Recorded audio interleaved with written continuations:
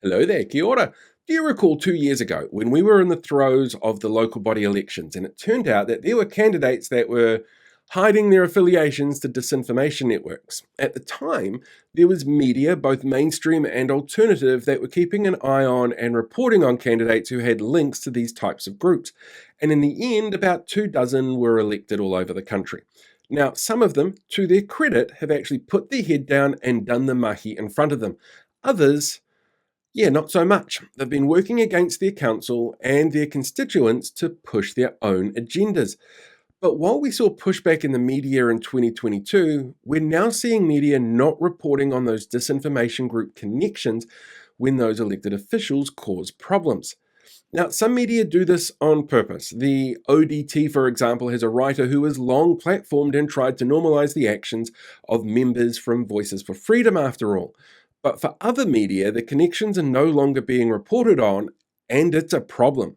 Readers build their views based on the information given to them. When they come back to research during the election, if that information's not there, well, they can't base a judgment on something that they don't have in front of them. And sometimes voters can have really short memories. So when you see a story about, say, Southland District Council having a lone dissenter in their ranks against the tyranny of rate rises to cover the rising costs of everything and the reincorporated infrastructure costs this government put back on councils, she sounds kind of reasonable. But you give the context that she's a climate change denying contributor to Reality Check Radio who's been on anti-immigrant tirades calling for immigrants to be raided before even considering coming to the country, well, it changes the way her actions are perceived. The Oreti local board made headlines recently after a coup saw a small group of members overthrow the chair of the board over their disagreements on his priorities. This board made headlines after these same members chose to ignore requests from the public and police for upgraded security cameras in Winton, claiming they're just asking more questions. Two of these board members had links to Voices for Freedom. One was a guest speaker against Māori involvement in anti-Three Water tours. The other wrote racist tirades about Māori elites and called on council to, in her words, ignore the experts on climate and just use our common sense. She also lied about her dogs being dead to avoid paying for animal registration fees. But the reporting just mentions the overthrowing of the board chair. Those connections and actions show a change in the story because it shows a change in the personalities that are being presented.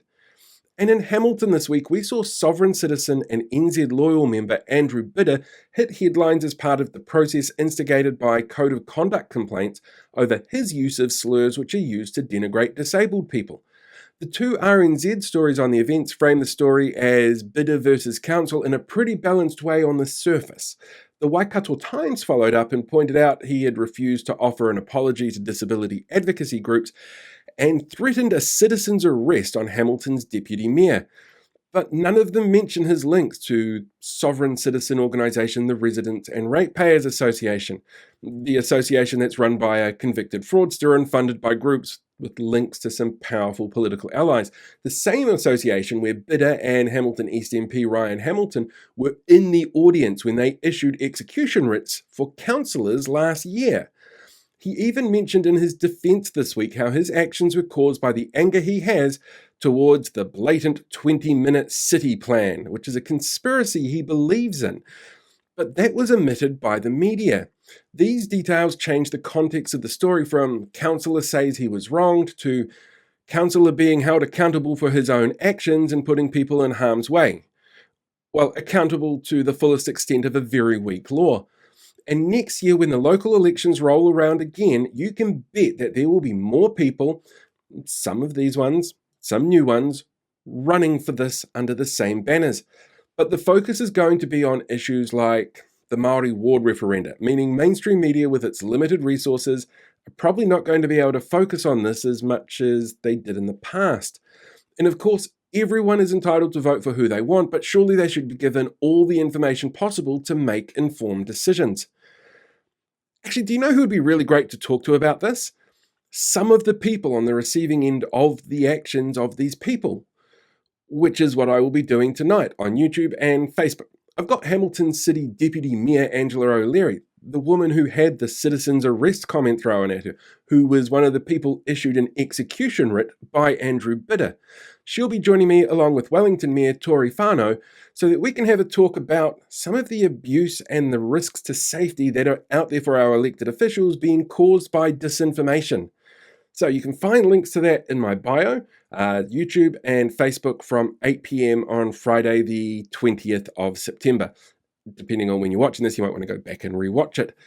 But when it comes to our election process next year, there's already a lot on the table and it's already hard to get people engaged.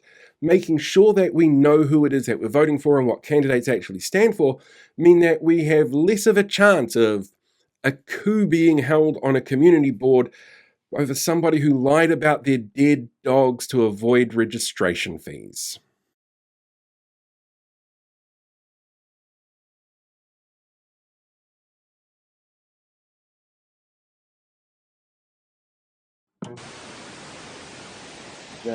Here, the links to other things that come at the end of YouTube videos.